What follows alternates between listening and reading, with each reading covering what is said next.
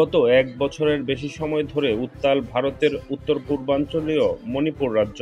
গত কয়েক মাস রাজ্যটি সাময়িকভাবে শান্ত থাকলেও সহিংস সংঘর্ষের জেরে আবারও উত্তপ্ত হয়ে উঠেছে।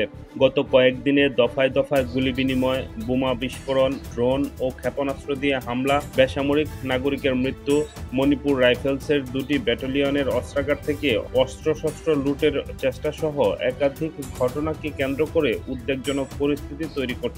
অবস্থা সামাল দিতে মোতায়েন রয়েছে পুলিশ ও যৌথ বাহিনী। এদিকে শান্তি ফেরানোর ক্ষেত্রে প্রশাসনের ভূমিকা নিয়ে প্রশ্ন তুলে প্রতিবাদে নেমেছে বহু মানুষ। রোববার রাতে বিপুল সংখ্যক নারী রাস্তায় নামেন। রাজ্যে শান্তি ফেরানোর পাশাপাশি মুখ্যমন্ত্রী এন বীরেন সিং এর পদত্যাগের দাবি তুলেছেন তারা।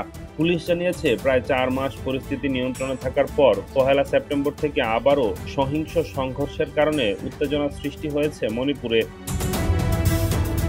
পৈতৃক এলাকায় সশস্ত্র আক্রমণে এক নারীসহ 2 জনের মৃত্যু হয়, আহত হয় একাধিক ব্যক্তি। সংবাদ সংস্থা পিটিআইয়ের তথ্য অনুযায়ী সশস্ত্র গোষ্ঠীর সদস্যরা পাহাড় থেকে কৌক্রপ ও পার্শ্ববর্তী কাদাংবন্দের নিচু এলাকা লক্ষ্য করে হামলা চালায়। হতাহতের পাশাপাশি বহু বাড়িঘর ক্ষতিগ্রস্ত হয়। পাশেই রয়েছে কুকি জনবহুল পার্বত্য জেলা কাংপুকপি।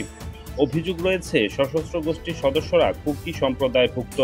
এরপর থেকেই বারে বারে উত্তপ্ত হয়ে উঠছে মণিপুর পরিস্থিতি।